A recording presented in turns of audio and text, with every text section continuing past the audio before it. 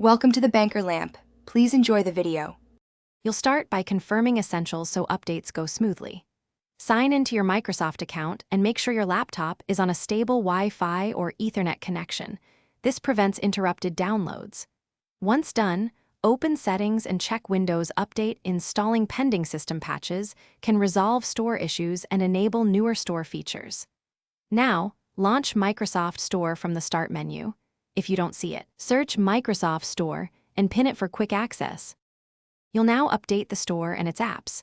Open Microsoft Store and click Library in the lower left. This centralizes updates.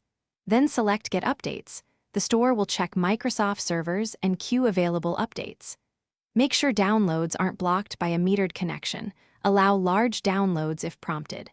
If multiple apps update, downloads may queue. You can pause and resume specific items. This step ensures the store app itself and all installed apps receive the latest fixes. Finish by restarting your laptop so system components integrate recent updates.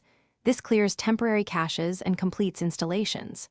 If the store still behaves oddly, reset the app.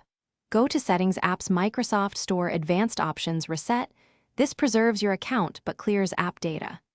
And if that fails, run the Windows Store Apps Troubleshooter from Settings. It automatically diagnoses certificate or cache issues. One quick troubleshooting tip: sign out and back into the store after a reset. Thanks for watching. If this was helpful, leave a like and consider subscribing. See you next time.